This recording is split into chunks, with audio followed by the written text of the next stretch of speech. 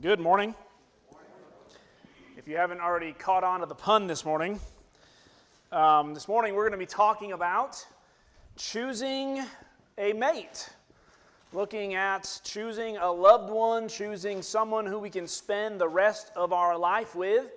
And this is a requested topic, but it turned into, I was going to just do a lesson on it, turned into probably a 4 to 5 part series. And we're going to end with singleness, by the way, and what the Lord has to say about being single and how even a single person can, we say that this is a bad thing, serve the Lord, love the Lord, and, do well in serving the Lord. But I want to talk a little bit, not too much, about a passage that sometimes is used in discussing who are you going to choose for your spouse, right? Whether you're a boy choosing a girl or a girl choosing a boy, husband and wife. It is the passage of 2 Corinthians chapter 6 that talks about do not be unequally yoked. And in context, 2 Corinthians 6 has nothing to do with marriage, and it even has very little to do with who you are choosing as a friend or people you have in your life. And what it really is, if you go and read it, you read 2 Corinthians 7 with it, and you put it in chapter 11 with it, and you look at the context of 2 Corinthians, Paul is talking about who you choose to listen to, because Paul is dealing with false apostles, right, who are going around and they're trying to corrupt Paul's teaching and Paul's teaching about Jesus and the gospel. And the church at Corinth is stuck trying to listen to both these apostles and Paul at the same time, and what's happening to Paul's message versus the false apostles' message. It's going in the opposite direction. And later, Paul will even call them, when it says, do not be unequally yoked with unbelievers, Paul will even go so far to say that these these false apostles in 2 Corinthians 11 are the unbelievers. They are the unbelievers who are disguising themselves as children of light, just as Satan has, and you are not to listen to them. So this has more to do with who you allow to influence your thought and who you are than it does necessarily about who you hang out with. But that does not mean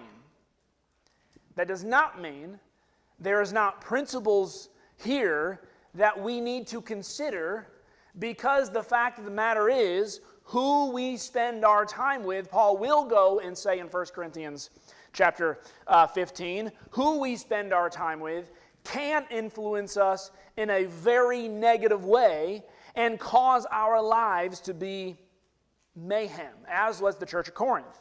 And I'm going to be honest with you, many of the marriage counseling sessions that I have been a part of, and I'm not talking about pre-marriage counseling sessions, I'm talking about post-marriage counseling sessions, has been, at least in my experience, has some relation to one is either on fire for the Lord and the other is not, or one is a believer and one is not. It causes problems.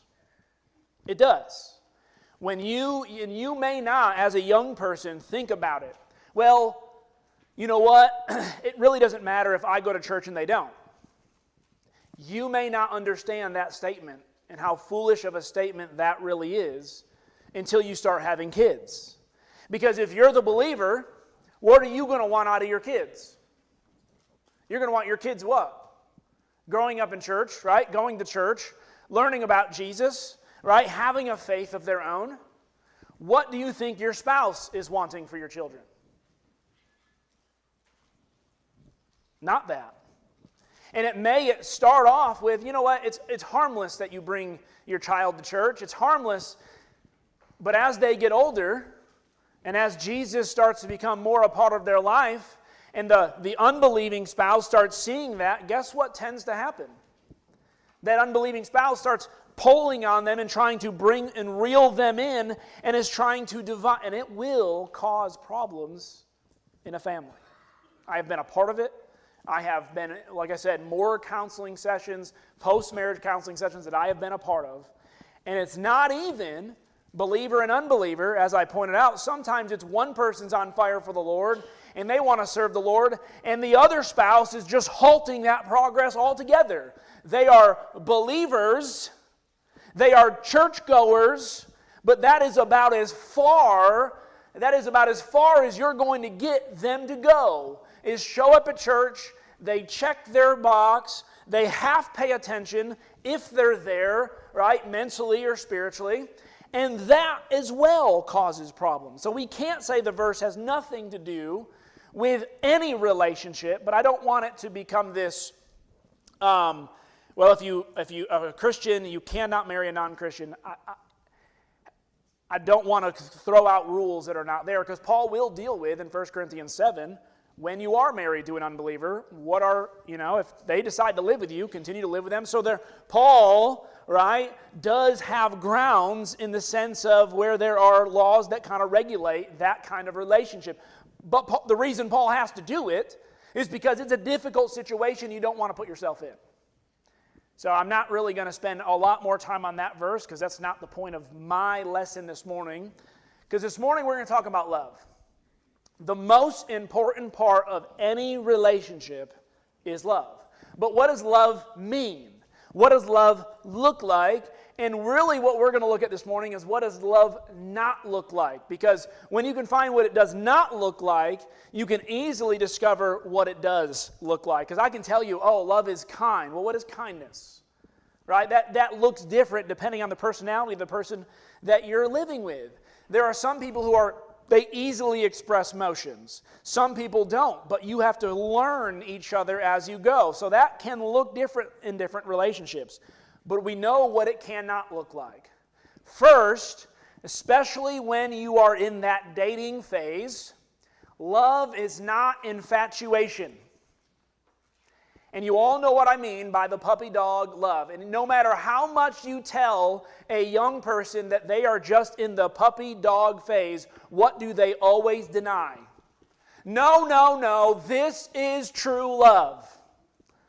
And you know what? It's not until they just grow older. They really, they've got to grow older and figure out what love really is and what marriage really is before they can look back on past relationships and go, yeah, I understand now why that was puppy dog love. Infatuation can also lead to very negative, unhealthy relationship building. Right? If you think about love as just how you feel about a person, every time I see them, what happens to your belly? Right? It does the turnaround, right? You get the flutters in your stomach. You get all gooey. They walk in a room. Oh, look, those. Which, by the way, those are great feelings to have. My wife still, when she walks in the room, still causes some of those, right? But it's different. Before it was, what she looked like. Now it's who she is that causes those feelings. She can be dressed in her, robe with slippers and her hair not done. She goes, "Don't look at me. I'm not pretty." I'm like, beauty is in the eye of the beholder. And right now, right, you're the most beautiful thing in this room. And so, love is not infatuation. Love is not just all these outward, external things. Love is, look at this meme, love is caring for each other even when you're angry. You see this meme? It's raining outside. These two old married couples obviously had a fight, but it's raining. So what does a husband do for his wife? They're not talking to each other, but he's also not going to let her get wet. That is what love looks like. Love is not the absence of arguments, the absence of problems. Love is not the absence of,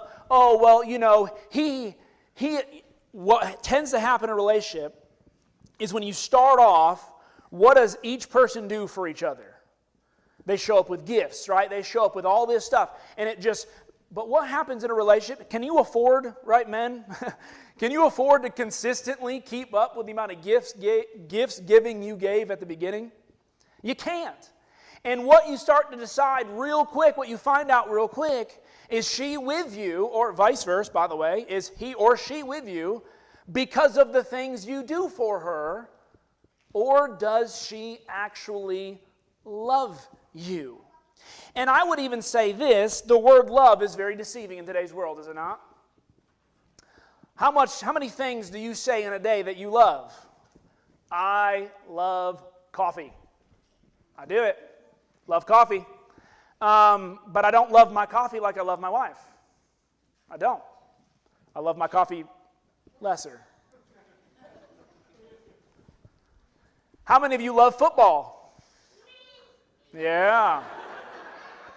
How many of you at the game last night loved and hated both Tennessee and Alabama back and forth?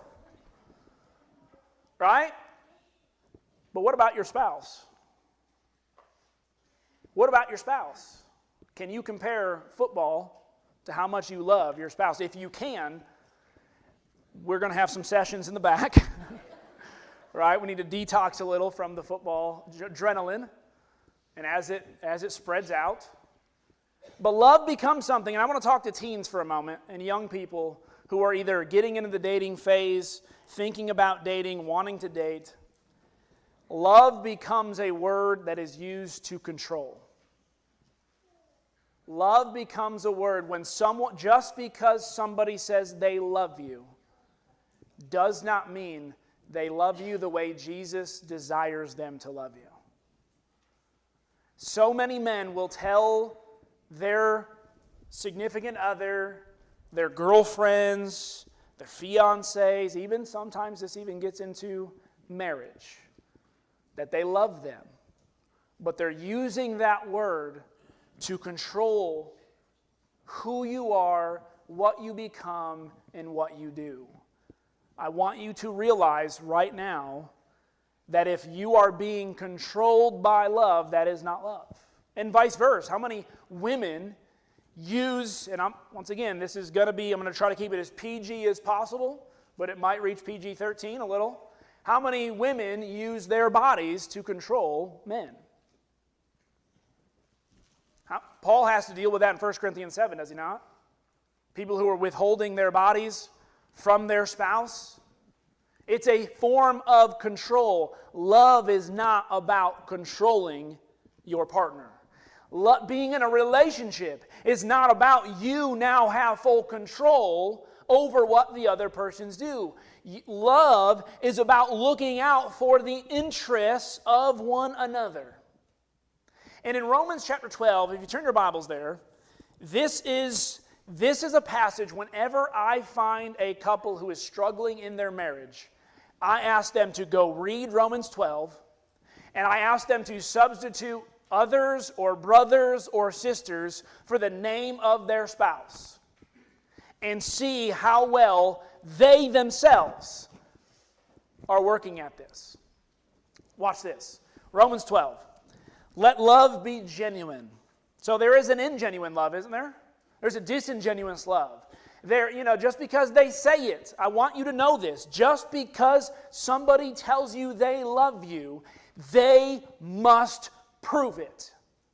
And not by gifts, not by, every now and then, right when the relationship is about to break, throw that word out or throw some flowers. If they're constantly having to bring you the yellow flowers, which is, I think that's the one, I don't know, I've never done it, I'm not a flower guy, where you're saying sorry, I think it's yellow. If they're constantly having to bring the yellow flowers, and they're doing it right at moments, and then they go right back to who they were, get out.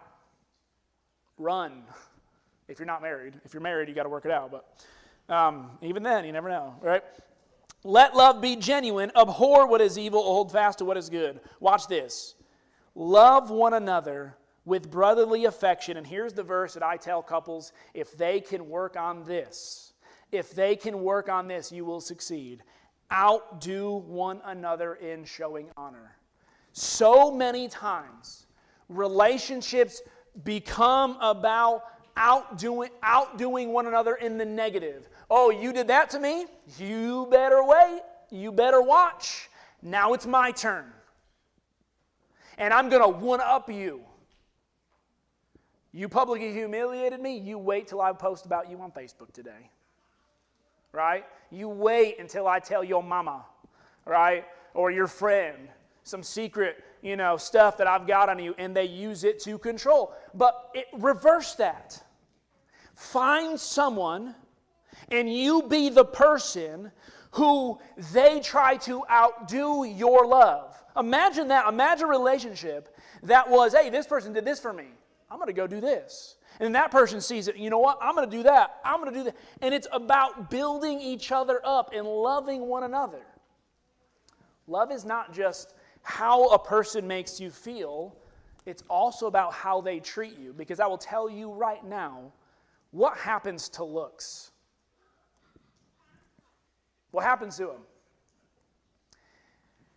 If you look the same way at 65 as you do at 20, tell me what you do. Because I'm working to keep it as long as I can, right? But eventually, what's going to happen? Old age happens. And if you base your decision solely on how a person looks, it's not going to end well for you. How many times do relations fail because a person's looks start to change and the opposite person starts looking for someone else because they have a certain standard of what they think they deserve? Do not be slothful in zeal, be fervent in spirit. This sermon right here may turn into 3 parts. Rejoice in hope, be patient in tribulation, be constant in prayer. Imagine a relationship that rejoices in the hope that we have for one another, patient in tribulation. Guess what's going to happen in relationships? Guess what's going to happen? You're going to fight. You're going to get angry with each other. You're going to get upset with each other. And if at the first sign of, problems and struggle, you're looking to get out and they're looking to get out, you're not even ready to begin a relationship. Because when you're walking into one, you need to know, going in, that I am choosing to love an individual. And choosing to love somebody means you know there are problems coming, and yet you're ready to bear with them. Contribute to the needs of the saints, seek to show hospitality, bless those who persecute you, bless and do not curse them. How many times do I have to hear a spouse talk bad about their other spouse? It makes my skin crawl. It makes my skin crawl when I hear a husband or a wife who's away from their husband or wife, and all they do when they talk about them is to tear them down. Go find someone who cares and wants to listen to that, because I don't. Now, if you're coming to me saying, hey, this person's struggling with this, and I can try to help you, that's what I'm here for. But if you're just wanting to talk about your spouse, and you go out, and it seems to be more of a problem with women than it does to be men. And once again, I'm going to bash the men in a little bit too, but women get out in their circles, and what do? They need something to talk about. My husband, his underwear, the laundry basket's right here, and his underwear always goes right here. What a filthy slob. Why do other people need to know that? Right? Why do I need to know where your husband's underwear goes? I don't. Right? I get a smell just thinking about it. But what about the spouse who every time someone comes up and says, hey, your wife, but they're there for your defense? Defend your spouse. That's what love looks like. And when you're dating, find somebody who will defend you. Find someone who, when you know they talk about you, you talk about them as if there's no one better. Right? Everyone knows. Right? When we think about looking for the perfect spouse, there's not a perfect spouse. I'm sorry. When we think about that word perfection, because in your mind what a perfect spouse is, and in my mind what a perfect spouse is, maybe 2 different things. And guess what? People change. And so you may have married what you thought was the perfect person, and what happens to their personality? What happens to their looks? What happens? They change, hopefully for the better, right? Sometimes it's not. And so love needs to go beyond infatuation and control and, all that, once again, the ooh and ahs I don't think need to leave, but they need to grow up. They need to mature. The things that make you feel good about your significant other changes. It needs to grow and mature. What does love really look like? Look at 1 Corinthians 13. Look at 1 Corinthians 13. I'm going to start in verse 1 because here's the thing that you're going to realize in relationships, and men are really bad at this. Men are really bad at thinking they can solve all problems with money or a gift. How many wives do I talk to who have come to me and said, I wish he would understand that I don't care about how much money he makes. I wish he would understand I'm not looking for more flowers and another ring or a new car or a bigger house. I'm looking for his time. I'm looking for his affection. I'm looking for him to love me. He says it, and he thinks by writing a card and attaching a gift to it that has a really high price tag, that is his way of showing it. And she goes, I just want him to look in my eyes and to say, I love you, and to kiss me in the morning, right? And to want to be with me and not spend every moment away from me and have excuses to get out of the house, but come and spend time with me. And so, if I speak in tongues of men and angels but do not have love, I'm a noisy gong or a clanging cymbal. I don't care how talented you are, men. Eventually your wives is going to want a whole lot more than your business and your work ethic prowess and how well you are to do out in the business world. How crafty you are with your tongue. And if I have prophetic powers and understand all mysteries and all knowledge, and if I have all faith so as to remove mountains but not love, I am nothing. I would say a spouse has all the money in the world, can solve all your problems, yet does not love you. They are nothing to you. They ought to be nothing. Love, look at verse 4. Love is patient and kind. Love does not envy or boast. It's not arrogant or rude. It does not insist on its own way. It is not irritable or resentful. It does not rejoice at the wrongdoing, but rejoices with the truth. Love bears all things, believes all things, hopes all things, endures all things. Love never ends. And there's a reason why those passages are usually read at marriages. They're not just a cliche, though. Love is somebody looking out for someone else, putting their interests above their own, even if it's inconvenient or hurts themselves. Think about Jesus. When Jesus came and it says that for God so loved the world, he did what? He sent his only begotten Son. He sacrificed. Love is sacrifice. If you think you can get into a relationship and you not have to sacrifice, think again. Think again. Or if you are getting into a relationship where you are the one who's always sacrificing, you might want to rethink before you get real serious with that person. Love is more than a fun date. All right, how many people want to go out with someone who's fun? All right, me. I love it. You know what? And having fun is great, right? Having fun, right? Being able to go on a Friday night and the person who can come up with the clever and cool dates and, things that you've never heard about before, that's all good and dandy. And those are great things. I think dating should happen to the day you die. As a husband and wife, you ought to date one another all the time. But if that's all it is, and those stopped, how would this relationship continue? I'm going to say this to teens, young kids, young adults. If you would not marry them, do not date them. Do not date to date. Do not date to say, you know what? I gotta figure out people. I want to date a bunch of people before I get married. What? Where does that concept come from? It doesn't come from God. It doesn't come from the Lord. What is dating besides the fact that you are trying to marry this person? I mean, do you have a right to be in a relationship with in a more serious way than just a friend and a girlfriend, not girlfriend, but a friend who's a girl and a boy who's a friend, where you get to hold hands and kiss and hug, that is not looking towards marriage? As Christians, just going out and trying out the lot?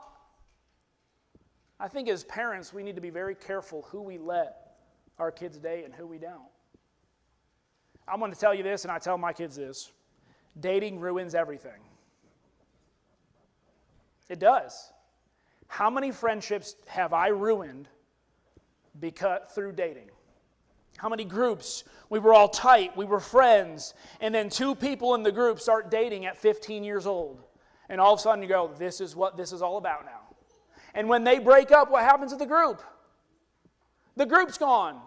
Friends who you could have enjoyed high school with, you could have enjoyed time with, because there was this infatuation with, I need a person who I can hold my hand, right?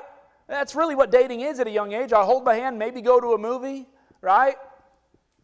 Be friends with them, sit next to them. Be friends with them, go to a movie. Be friends with them, go to dinner. You don't need to enter into a relationship with everybody who gives you the oogly googlies. Hold off. Find a person when you are mature enough and you've made enough good life decisions that when you're ready to date, and find a godly woman. Go read Proverbs 31 sometime. I think mothers with their daughters need to go read Proverbs 31. Better yet, fathers, go read with your daughters Proverbs 31. Mothers, go read Acts chapter 11, verses 25 through 28. Look at Barnabas. Look at what made him a godly man. Then go read Proverbs 26 through 11. I'm not going to read them this morning. I am running out of time. Go look at what the Bible says a godly man and a godly woman looks like. And then we need to be raising our sons and daughters to be looking for those kinds of people. At appropriate times, at appropriate ages, with appropriate boundaries.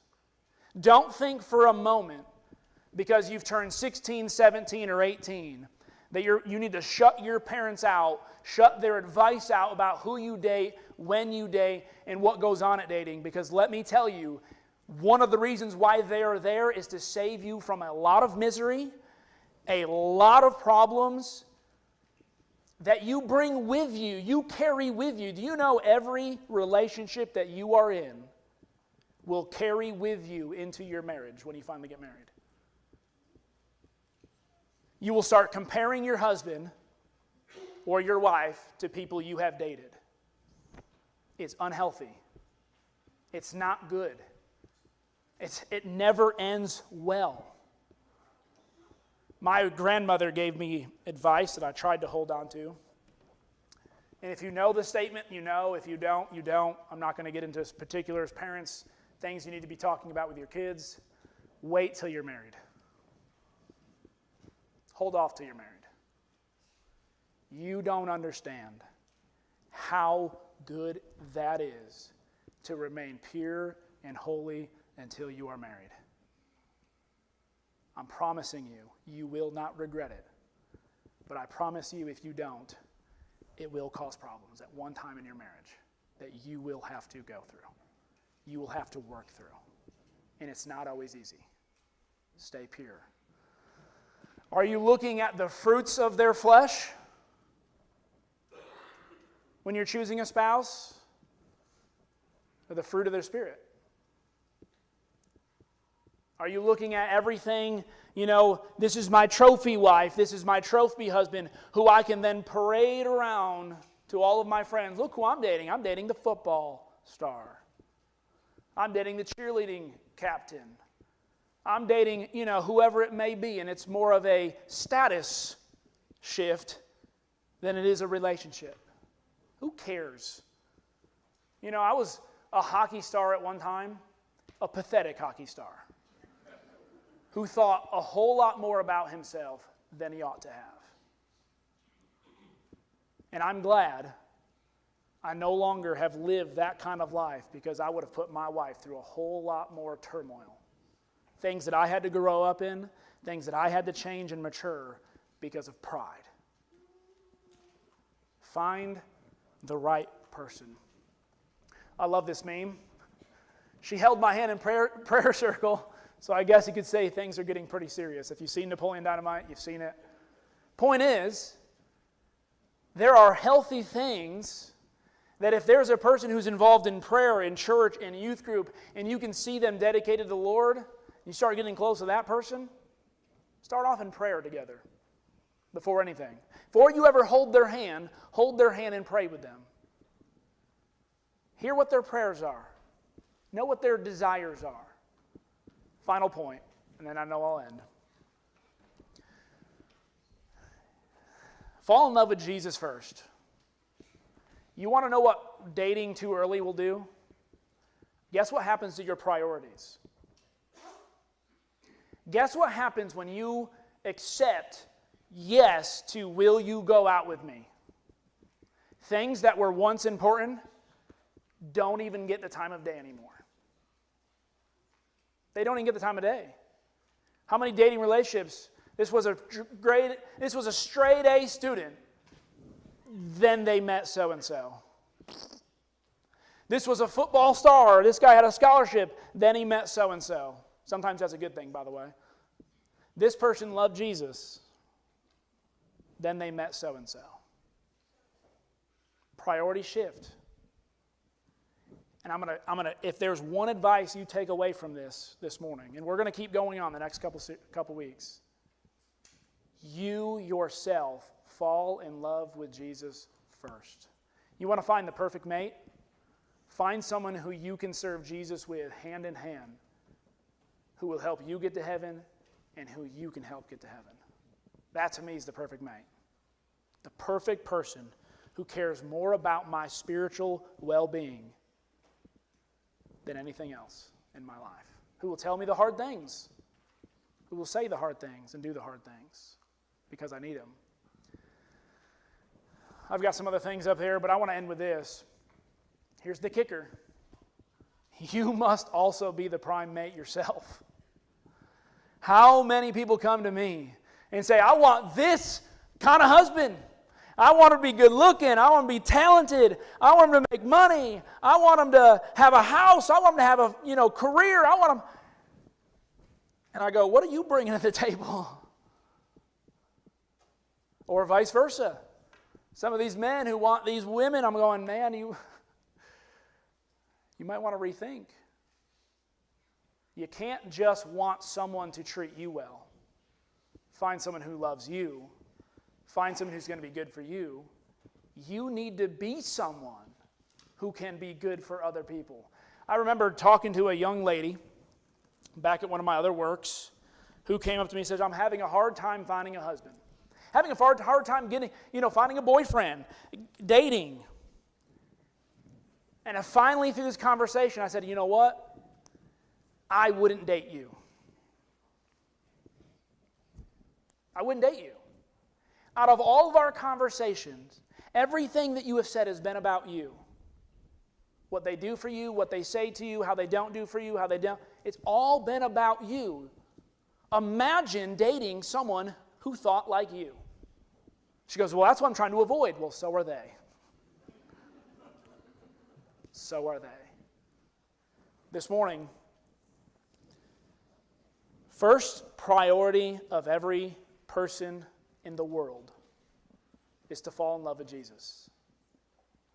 Jesus, as was pointed out this morning by Rick, great job, by the way, this morning, pointed out this morning that without Jesus, without the antidote to all of our sin, what does all life mean anyway? And when you fall in love with Jesus, guess who you're going to meet along the way? Guess who you're going to meet along the way as you're trying to serve God? You're going to find other people who are also looking to serve God. Because where are you going to be if you love Jesus and you love the Lord? Where are places you're going to hang out? Where are those other people who love Jesus? Where are they going to hang out? If you're hanging out in all the places that are the opposite of loving Jesus, guess what people you're going to be exposed to? Well, there's no good women left. Well, you're looking in the wrong places. There's no good men left. You're looking in the wrong places. And yes, It is hard. It is difficult. But I promise you, you will want to do a lot of thinking before you settle. Don't settle. Settle for nothing less than two people who love Jesus and will love Jesus together. This morning, if you're not a Christian, why not? Right? I mean, first, why are you here? Why are you listening to a message? If Jesus is not the central figure of your life, then what does all this mean? It means nothing. Even in marriage, how fun can marriage be? It can be great, it can be awesome, it can be amazing. But there's got to be even something greater than marriage out there. And he died over 2,000 years ago for your sins. You want to start a relationship? Start it with Jesus first. Watch all your other relationships work themselves out when Jesus is at the center of all of them. This morning, if you are a Christian, maybe you're struggling in your marriage. First, I want to ask you the question, how are you doing with Jesus? We can talk about your spouse, and we can do that, but how are you doing first? Have you set up a pattern, an example in your relationships that has Jesus at the center? And if he's not, I will tell you where you can start to start fixing your problems. Put Jesus first. And that's not just a cliche. That's not just a cute little statement. That's not just a t-shirt. Okay? Live it. Act it. Be it. Be an example to your spouse. Outdo one another in love and watch things change. Watch it. It'll work. It'll happen. If there's anything that you need this morning, we ask that you come forward as we stand together and sing.